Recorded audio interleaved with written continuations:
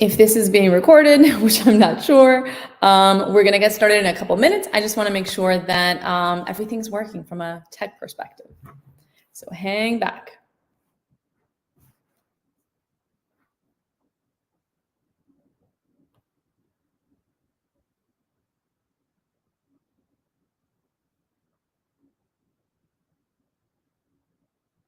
The government is paying for people to go back to school if they're interested.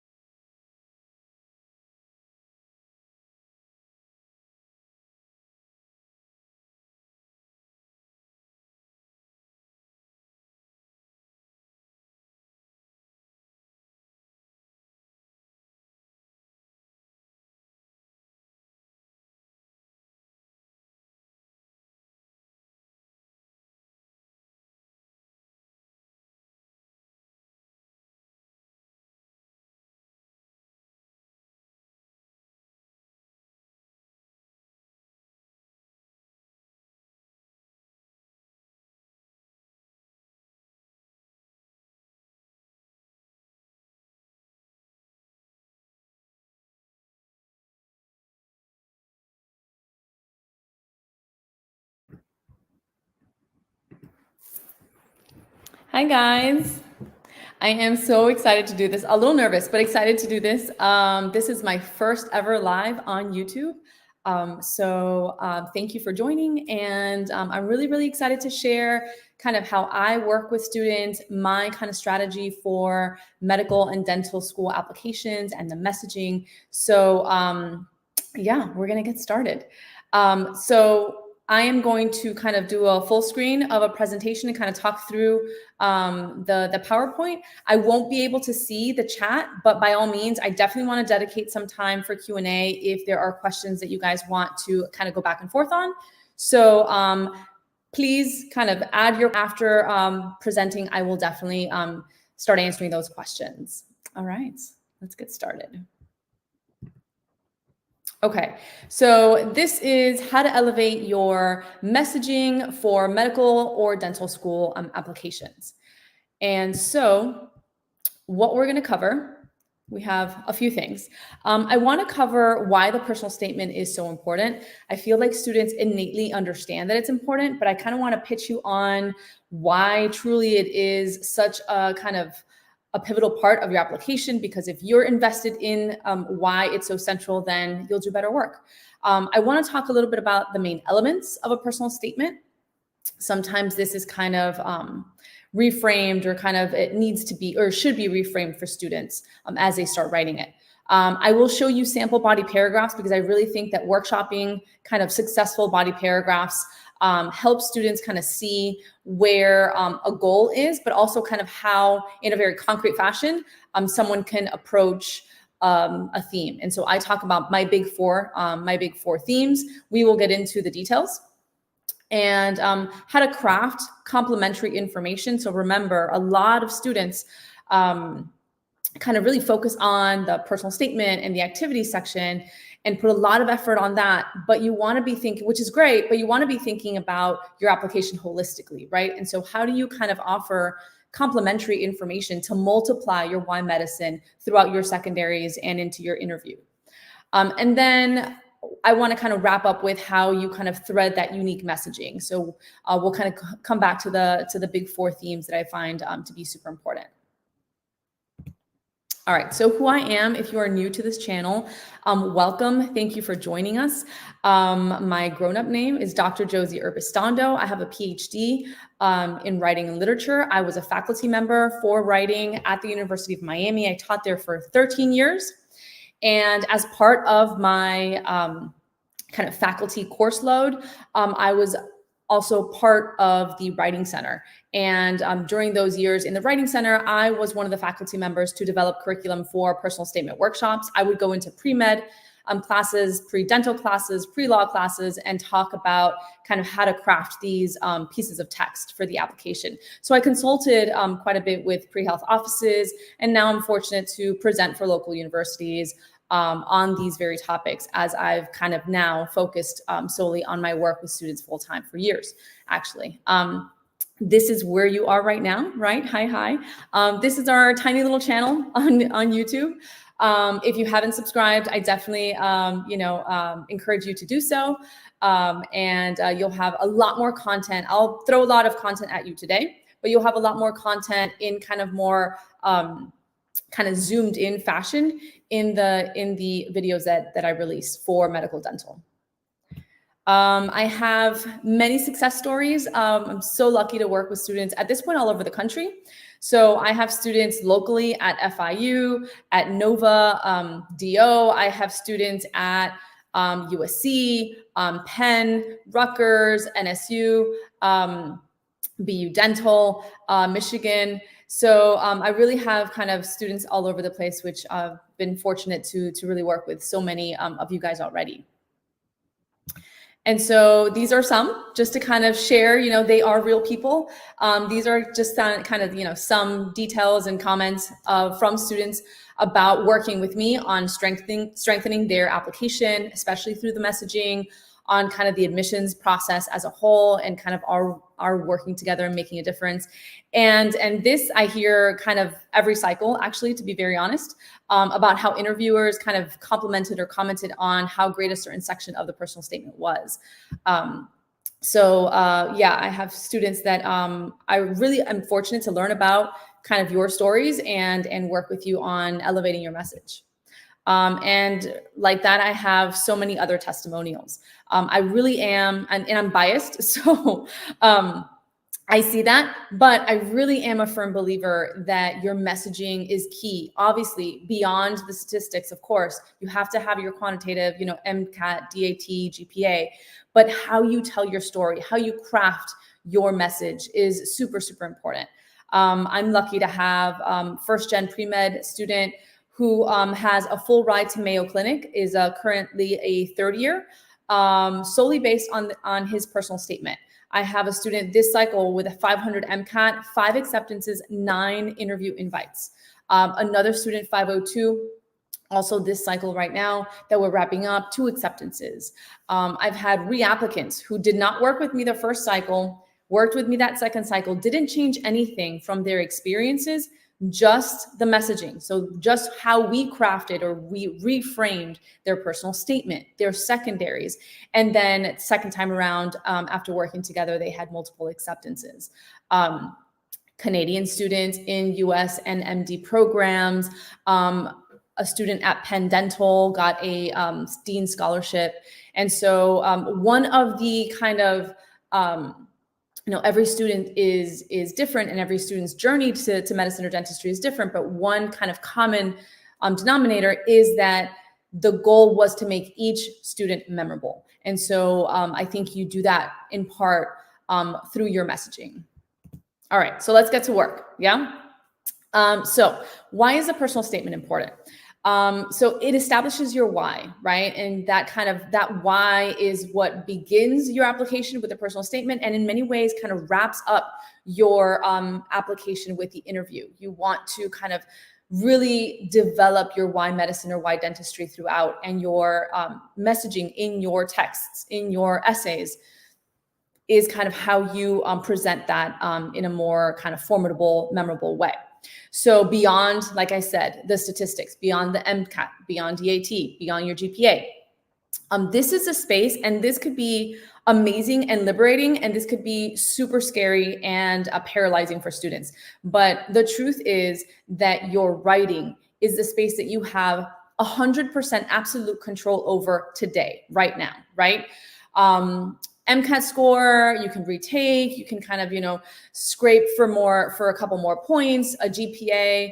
I'm not personally friends with math, so I don't really understand, but somehow it is easier to kind of lower than it is to improve, and it'll kind of have an upward trend, which is great, but will it move so much in kind of, a few months? Not so much, right? So the personal statement, your activities, your secondaries, those you have absolute control over today. And it is your mic in hand moment. It is the kind of you speaking to the adcoms directly, and it's your voice in the room. And so that's why I really, really urge students to really kind of think about, in a kind of meta way, think about what they're going to say, and then also consult with the register of how they're going to say it. How is this messaging going to land? What is the subtext? And we can kind of go into a lot of that with some samples.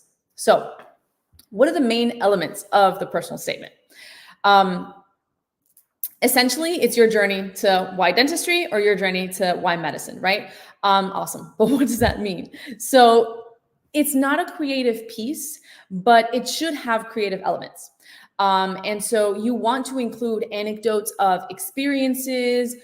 For me, sometimes the most important ones are the patient-facing ones, right? So that you show yourself in action, adapting to a patient's needs, and kind of really sharing you in action first, and then the takeaways, right? So I use the word anecdotes very, very precisely and specifically. Why? Because with 5,300 characters or 4,500 characters respectively, you don't have the time to start a story from the beginning, give some backstory, then this happened, then that happened, right? Anecdotes are just kind of, you plunge in to the middle of kind of the action, and you give just enough information to show whatever lesson you want to kind of show, and then you kind of confirm that lesson by explaining that lesson, right?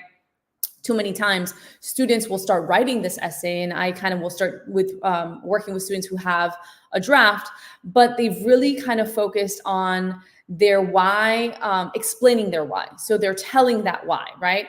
And they don't allow themselves those kind of raw data, that kind of, that anecdotal kind of story-driven, image-driven, descriptive narrative that you should have just sprinkled in a couple here and there, as if you had a camera over your shoulders, right? And so you can bring in sensorial details, see, hear, taste, touch, whenever, whatever is appropriate.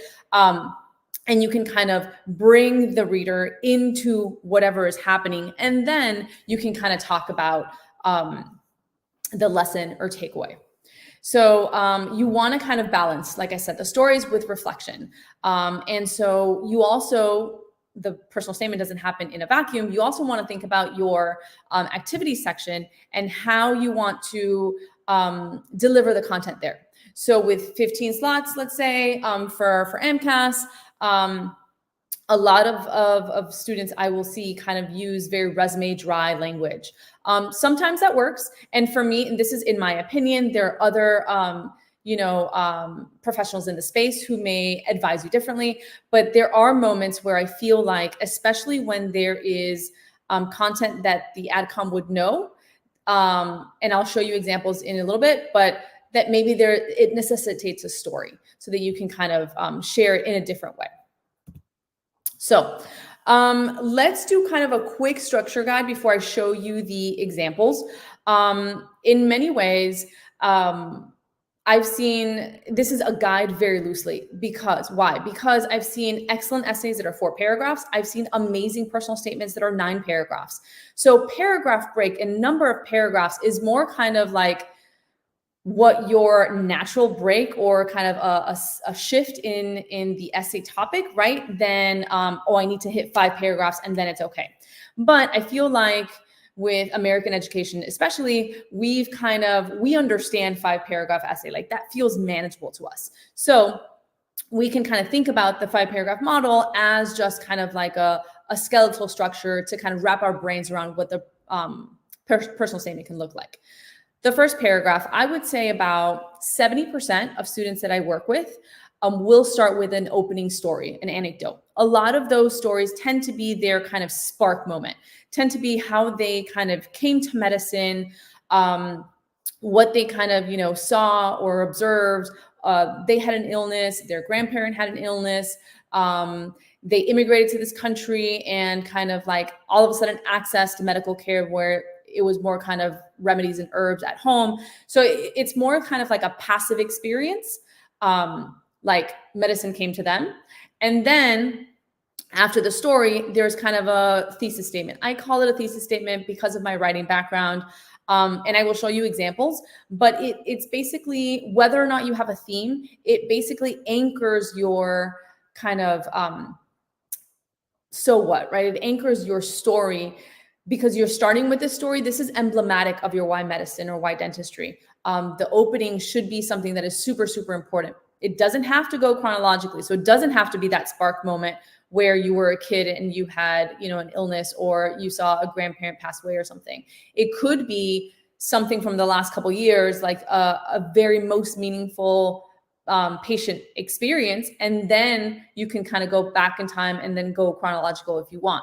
But usually paragraph 1 starts with a story and then it anchors into kind of like why this story is kind of, what's the takeaway of this story and how that is like your relationship to your why medicine, right? You're kind of introducing your why medicine in the thesis statement. And I'll show you a couple of student examples on those.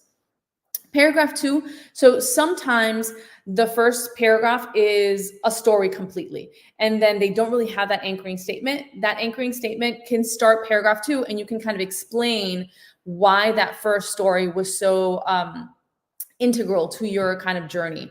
And then after that, your paragraph 3, 4, like the middle kind of body part of your personal statement are active kind of experiences that you have sought out. So you've decided, okay, medicine is for you. And now what have been, and these tend to be the experiences that you've had in undergrad during your gap year. So the last kind of few years, right? And these are active experiences that you have actively sought out, that you have connected with patients, that you have, delved into research, leadership experiences, volunteer experiences that have always your why medicine or why dentistry that have deepened your commitment to the field and to the calling. So that tends to be that kind of middle part. And then after each story, I tend to be someone who asks their students to kind of think about, okay, what you said this story, you spent a few sentences on the story. What is the takeaway? How do you value this experience? Don't just assume, because sometimes it's so hard and difficult and challenging to write about your story because you know it so well, right? So to convey the layered emotional kind of experiences sometimes is harder than to be kind of like a cold observer and writing like a scientific a literature review or something. And I get that. every time, I'm kind of the view that every time you tell a story that you kind of offer a takeaway and a lesson or reflection, so that you kind of guide the reader, the adcom, to say, okay, this is how I value. So this is my experience. This is how I value that. This is how I assessed my takeaway, and kind of you practice a little bit of the critical thinking. And that's where you put the telling part. And so if you do that after every story that you share in your personal statement, then your wrap up could be pretty easy, in the sense of like, you can land the plane. You don't have to have this grand gesture for why medicine or why dentistry at the end, because you've been doing that work throughout the body paragraphs. Some students come back to the opening anecdote. Some students will kind of like, wrap up all of the little lessons that they kind of share throughout the body paragraphs and kind of bring that together on the bottom. Some will say something new, kind of forward, future looking, and kind of, there are many different ways to go with a conclusion for sure.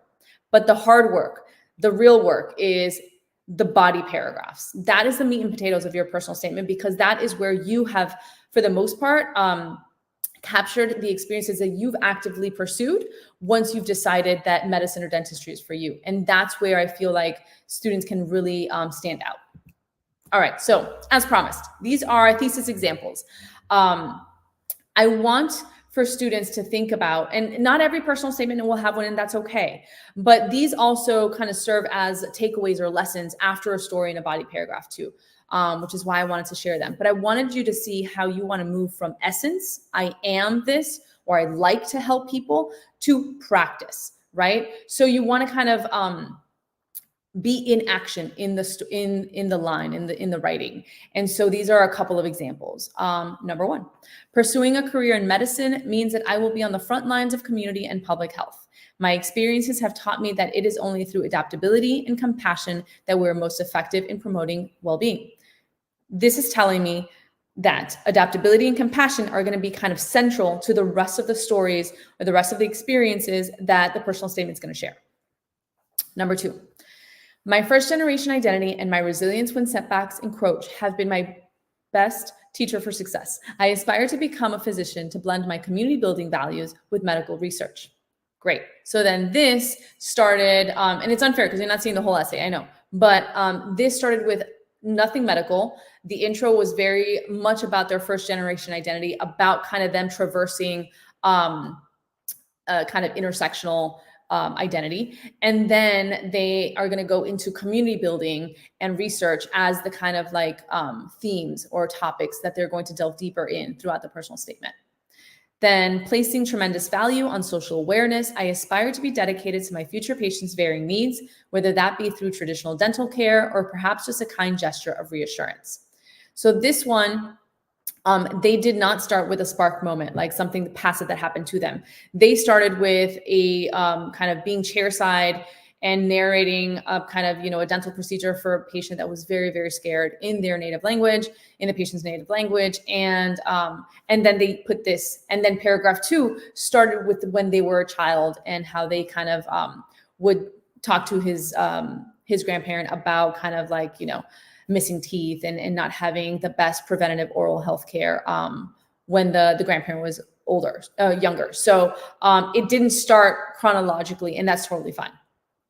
All right, I will skip the second one because you had it already there. Okay, so let's go into the big 4 themes.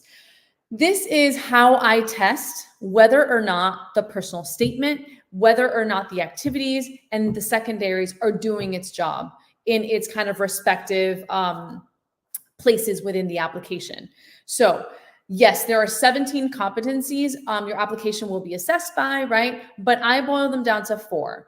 And there are some overlaps for sure, but these are the 4 that I want you to think about, that you're not going to cover all 4 for the most part in your personal statement, but maybe you cover 2 just by nature of what you are, kind of the experiences that you're talking about. And then you keep in the back of your mind, okay, the other 2 I really didn't talk about.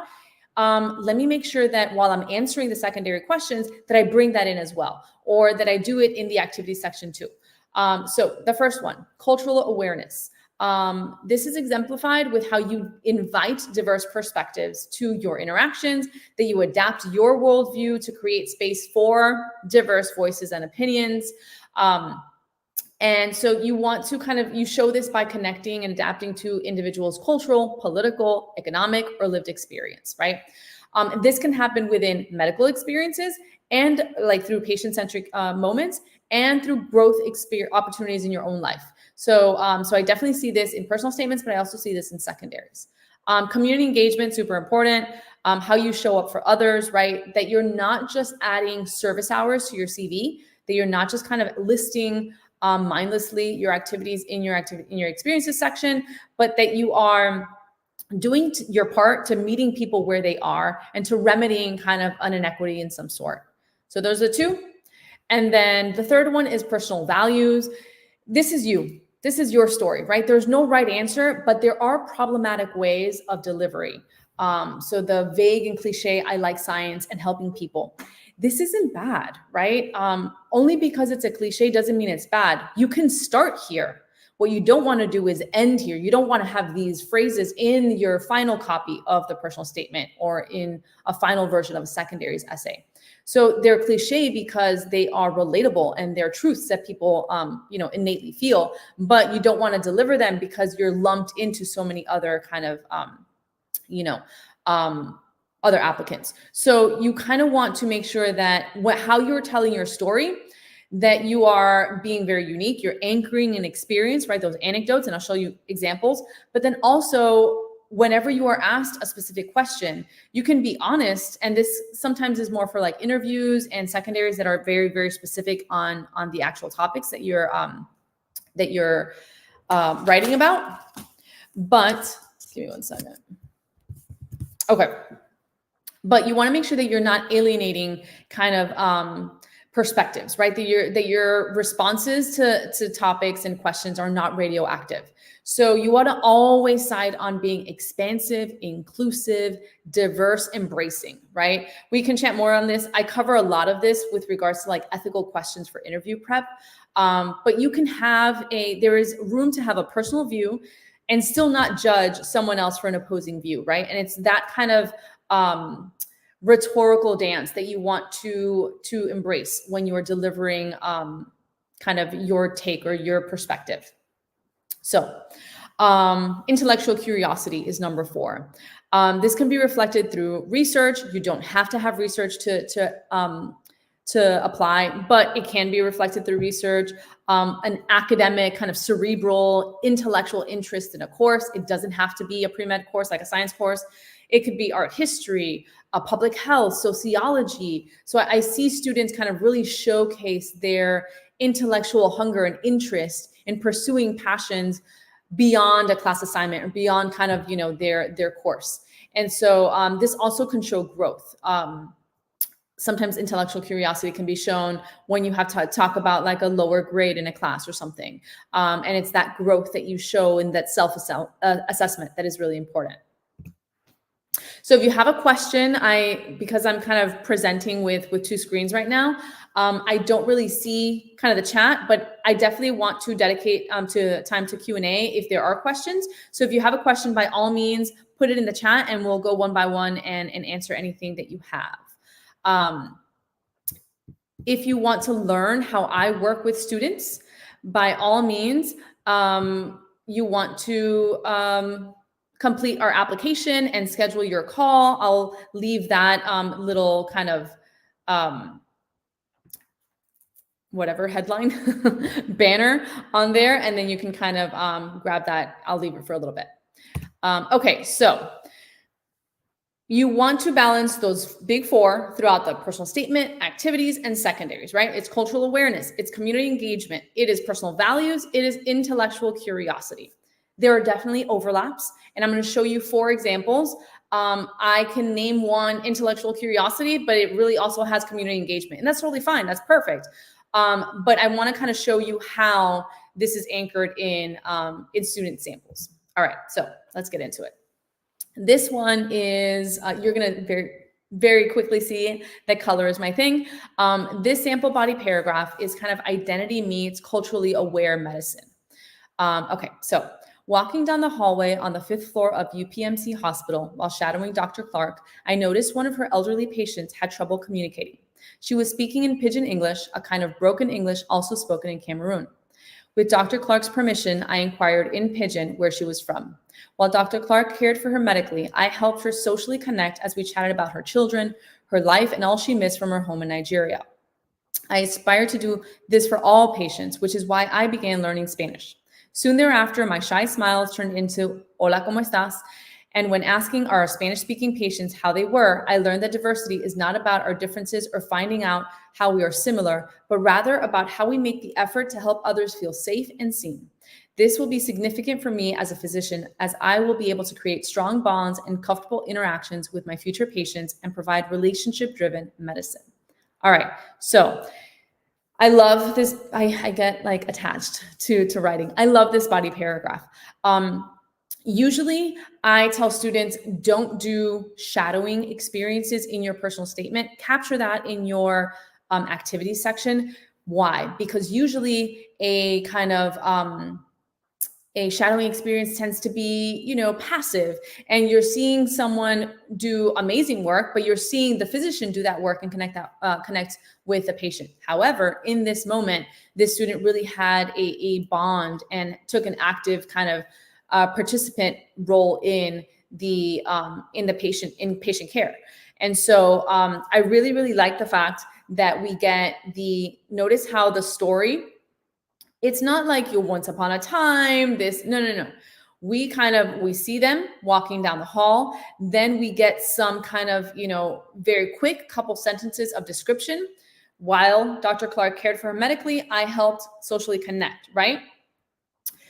The first draft finished that socially connect period. Then we went into, okay, but how? So we can see this. Okay, we talked about her children. We talked about what she missed from home. So these are all things that we can kind of image, kind of retain in our brain, and then connect better as a reader.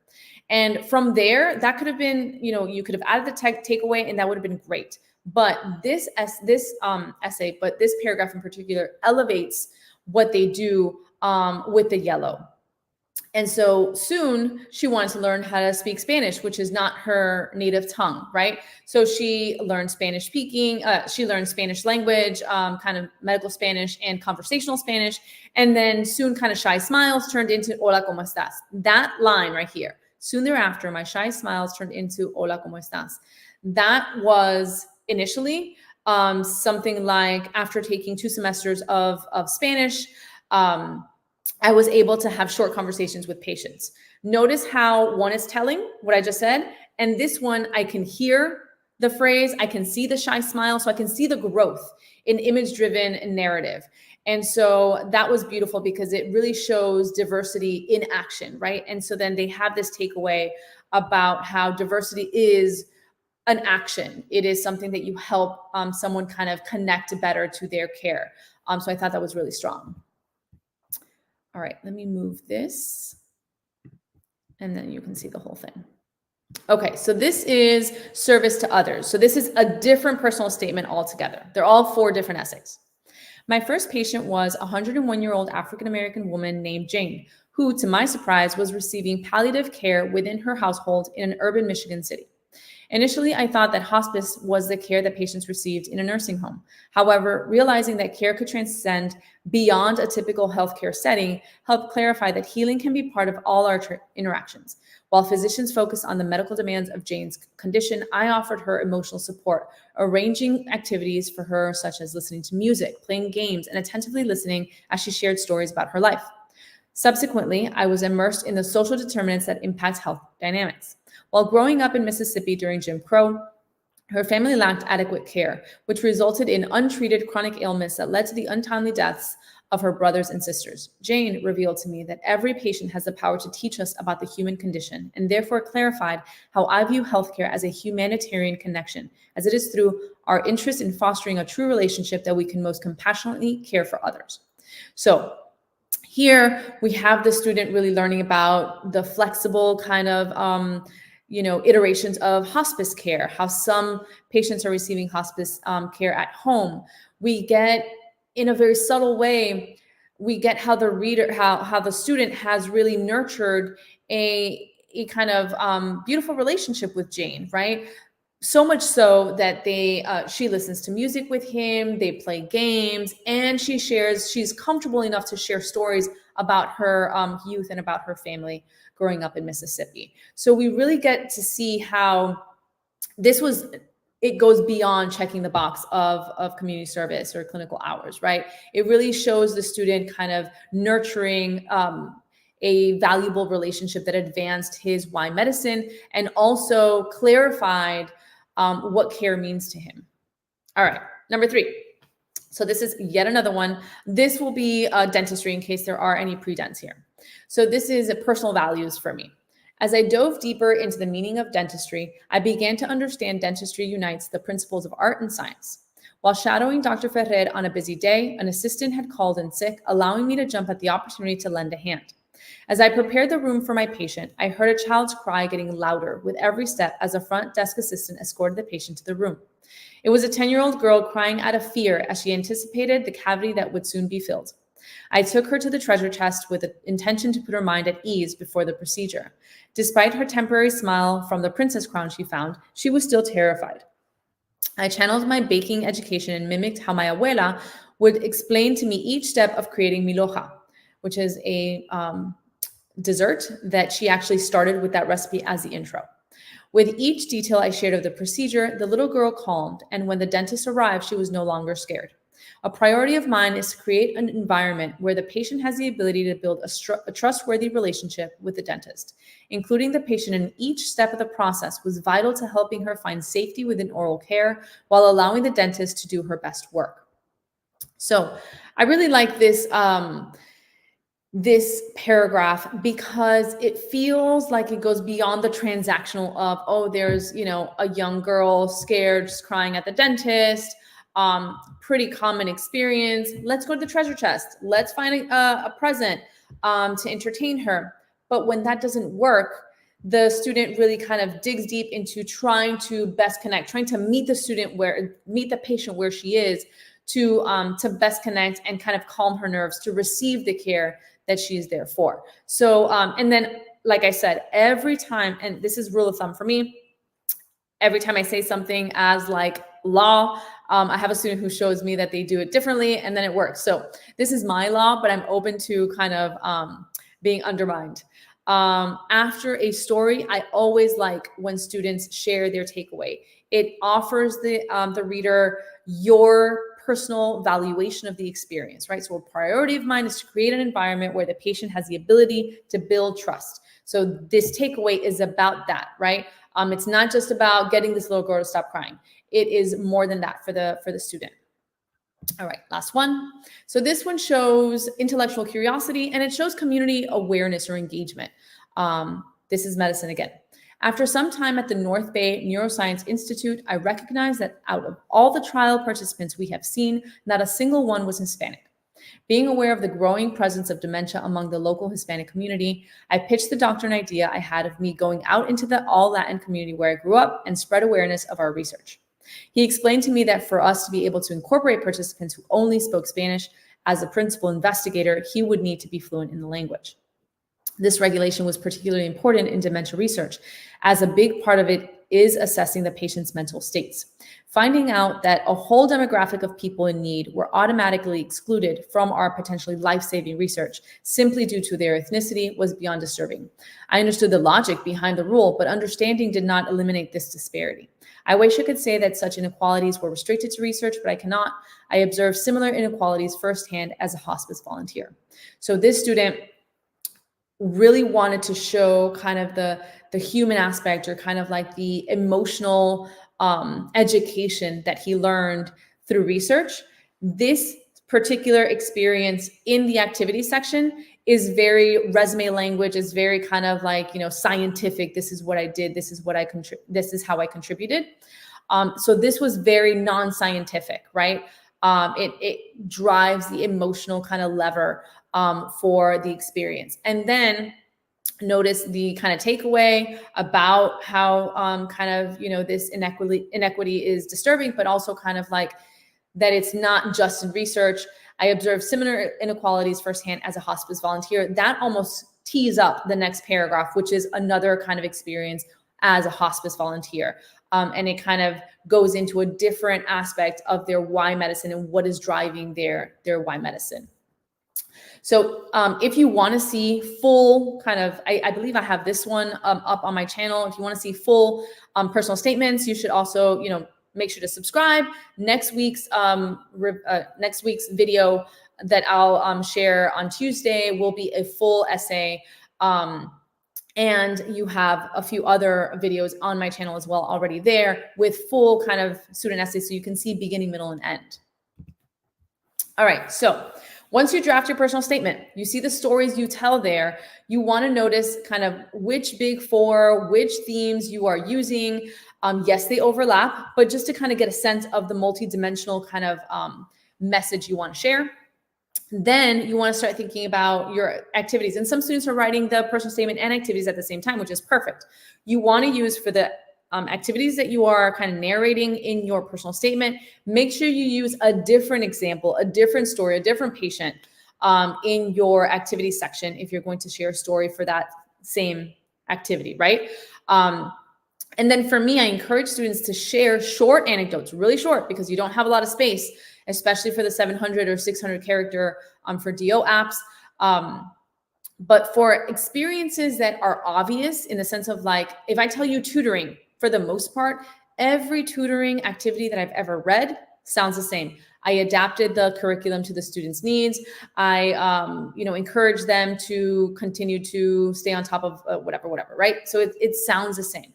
So tutoring, going to the gym, even research, if you have kind of, 2 or 3 research, maybe you do 2 of them that sounds very scientific, but then another one that sounds more like the paragraph we just read. So think about kind of how to sprinkle in short anecdotes throughout your activity section, especially for experiences where the reader, once they see what the experience is, will know basically what you did. Zoom into a story, show how you contributed. At the end of the day, in your activities, you want to make sure you kind of address how you made an impact or how that experience impacted you. All right, so remember, after the primary, you start strategizing and pre-writing your secondaries. Think about the big 4: cultural awareness, community engagement, personal values, intellectual curiosity, right? You want to be answering the question that they offer you. Yes, but you want to start picking examples and kind of thinking about the messaging and the stories that you're going to use to then round out the other kind of themes that maybe you didn't flesh out as much or develop as much in your primary app. It's definitely not an exhaustive list, but it should be kind of themes and touch points that overlap that kind of bring together a well-rounded application. So questions. I will put if you want to learn about how I work with students, you should definitely complete my application. It's really short, and schedule a free call. There's the link. If you have any comments or questions, let me know. I'd love to answer any of the questions that you have. Yeah. I hope this was helpful. Sometimes I can't really share kind of all the content I want to share with you guys, but that is why I love YouTube as a platform. It's just allowed me to really talk to my kind of viewers and my friends on YouTube on this platform on kind of different topics, right? So like if you want to learn more about brainstorming, if you want to learn more about how to tell a story or do the transitional topic sentences, those are key to make sure that your essay as a whole sounds like one narrative and not like separate kind of different, like 3 separate short stories. So I have so many videos on different focuses that, focus topics that I don't really cover here, but yeah. So if there are no questions, I am going to say thank you so much for joining me. Thank you for stopping by. Make sure to subscribe. And the next video I am releasing will be a full essay. You have some full essays already on the channel if you want to see some already.